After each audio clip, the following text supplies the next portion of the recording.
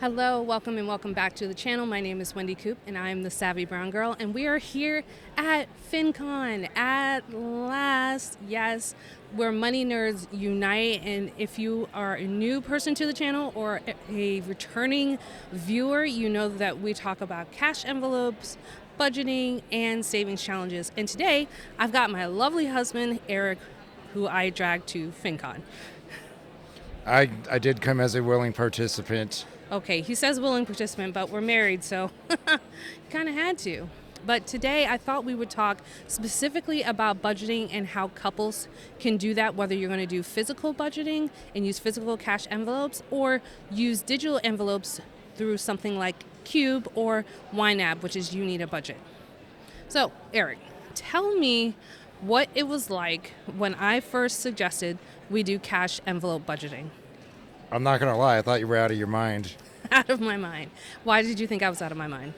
Because do you want to carry all that cash with you? What happens if you get robbed? What if you leave it at home and you forget to put it in the safe and it gets stolen? Right. So one of the first concerns he had was what happens if I get robbed? And I said, well, first, someone would have to know that I have a ton of cash on me, which most people don't. But I also equated it to your debit card because we're concerned about losing the cash. But if we lose the debit card and somebody spends it, we don't seem to be as concerned, which is very odd. So to me... But that's because we have consumer protections for cards. We do, but I also reminded him that I'm not carrying all the money all the time to all the places. So the way this goes, if you're new to cash budgeting, is just take the money you need from the envelope to go to the place you need to go. So if you're going to the grocery store, just take the grocery envelope. And the grocery envelope should only have enough money to cover that pay period. It doesn't need to be the entire month's worth of money unless you only get paid on a monthly basis. So that's how I addressed that concern. What was another concern you had? What happens if I lose the money? What happens if you lose the money? Now, I don't have a witty comeback for that except to say carry as little as you need. Little background, I used to be a pizza delivery driver for a company I will not name, but I carried enough change to, get back and forth. And then when I got back to the store, I would deposit the extra money so that I think it was $20 in change. I didn't carry more than $20 in change. So I'm not carrying all the money all the time. Also, I have a very large, and you guys have seen this in my videos, it's a cash envelope wallet, which is very hard to lose. So someone would literally have to rob me of my cash envelope wallet for it to just up and disappear. I would also advise if you happen to enjoy the occasional adult beverage, maybe not carry so much money when you're, in case you get inebriated, that people tend to lose things like money, car keys, stuff like that. Right. In that case, you may want to do the digital cash envelope, I'm not going to lie. But another concern I remember you had, or not you specifically, but another concern that people have when they do cash envelope budgeting is what happens if one person has the envelope and the other person is going shopping? What do you think, Eric? I just take it and don't tell you about it because I learned at an early age that it's way better to beg forgiveness than to ask permission. Okay, that's how he thinks it works in theory, but let me tell you how this actually works out for us in practice. And let's take the grocery example again. I tend to be the one who does the grocery shopping, so I tend to be the one with the grocery envelope. However, if Eric goes and uses his debit card at the grocery store, I reimburse him from the grocery envelope. So I just give him the cash back.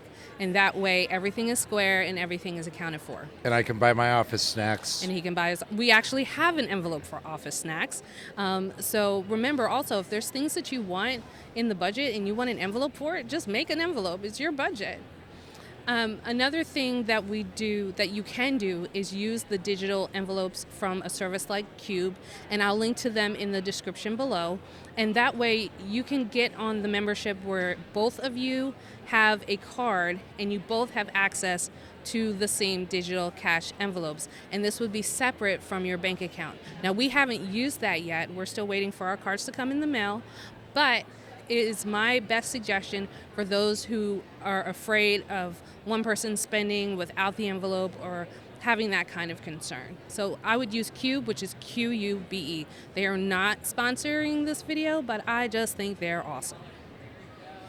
I think that I can't think of anything else to say other than that there's a lot of strategies out there, and right now this cash envelope strategy for budgeting seems to be pretty popular with the women. I'd never heard of With it. the women.